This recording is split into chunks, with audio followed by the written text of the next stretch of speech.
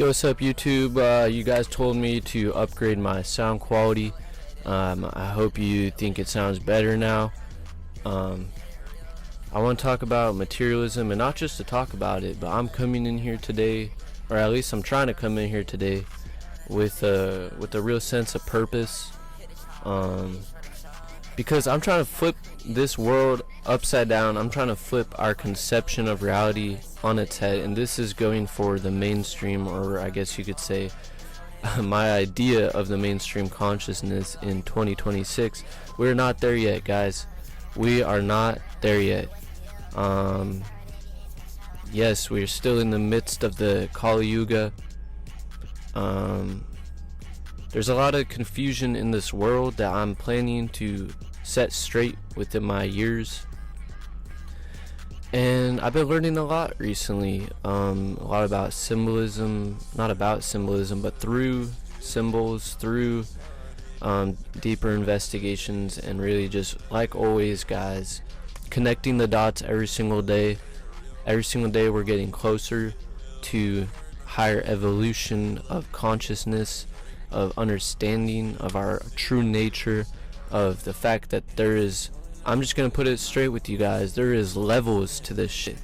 And I've been meaning to say this for some time. I've been needing to say this for some time, for sure, that there is levels to life. And I know it's obvious, but we need to really set this straight in our minds and get out of this limited perception, because here, I'm just gonna show you guys some stuff. Like, I'm sure a lot of you have already seen a lot of this stuff, but this is one of the good symbols, the tree of life.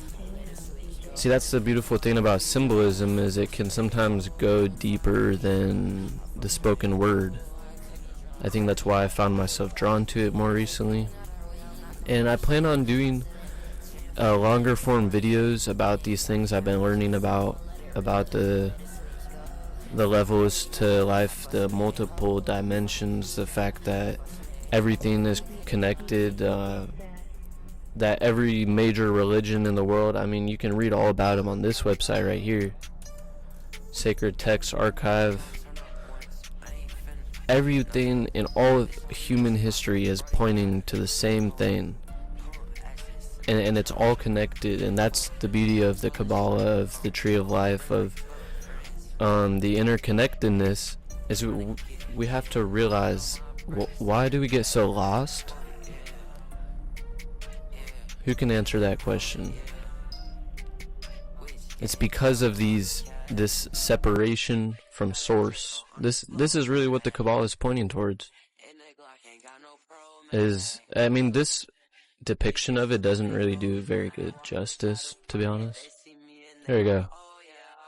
Alright, this is what I was looking for. Like, looking at images like this will help you understand, and this one's even too limited in a way. But that's besides the point, okay? Because I can say more about this. So when you look into the idea space of multiple dimensions and of interconnectedness of everything, and materialism is basically the belief that that consciousness comes from the world. But what a metaphysical idealist would say is that no, the world comes from consciousness, or both. How I define consciousness is anything you experience. So consciousness includes the physical world, because it includes your five senses.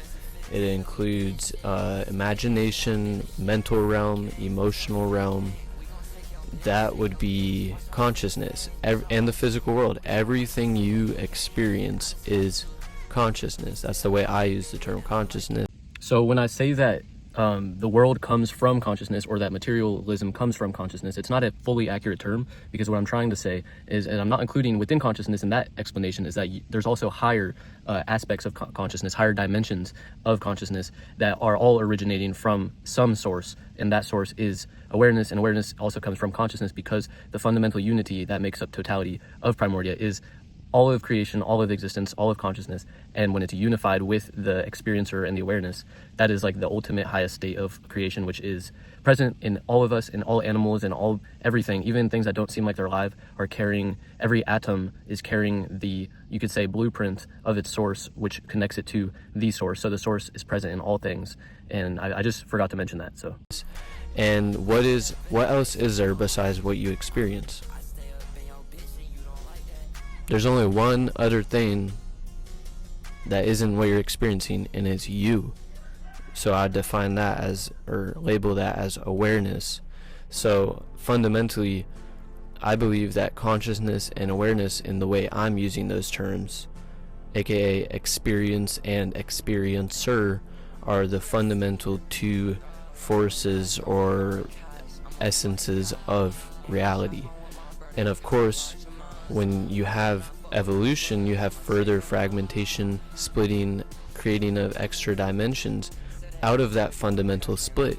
So you have the physical world, you have the mental world, you have spiritual world, emotional, music, sound, ideas, dreams.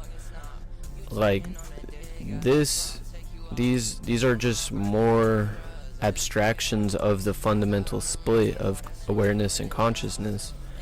And what do you have when the awareness and consciousness are unified? God. You have God, aka you have everything that exists, aka the totality of existence. And the totality of existence is whole, and it is complete. It is of itself. It is eternal. Eternal means outside of time. Time is a dimension within the eternal, within God, which is the primordial state of existence. So what I'm implying is existence itself is fundamentally whole and self-sustaining. There's nothing outside of primordia. There's nothing outside of God. There's nothing outside of the totality. And what we experience when we're incarnated into form is that awareness being sent through these abstractions of the separation of form and awareness, or matter and awareness, or consciousness and awareness. Here, hold up.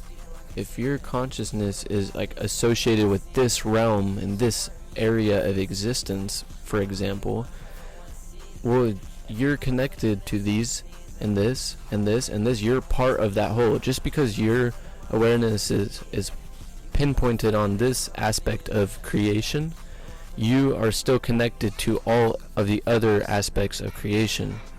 So that's how you can know. That's it. Like, you don't have to be zoomed out, disconnected from like everything. You don't have to be in the God seat or in the primordial state to understand this, to understand wholeness, oneness, unity. And there's more that comes with this. There's implications. If everything is connected to you, if it's the same awareness fragmented into every slot of consciousness, just experiencing that different experience, if everything's connected and in your experience, in your real lived life, it's all one thing, it's all different aspects of the same being, the same essence, interacting with itself from different levels and layers and dimensions and perspectives. That means every time you talk to someone, you're talking to yourself. Every time you're interacting, if you're having a conversation with your friends or with your family or your partner, it's the same thing as if you were talking to yourself inside your head from two different perspectives, having like an internal conversation or like a dream. And it's the interaction, and I'm not saying separation doesn't exist. Clearly it does. Clearly there's separation. You can see there's this point, and obviously you and I are separated. So yeah, this point, and it's all separated. But is it really?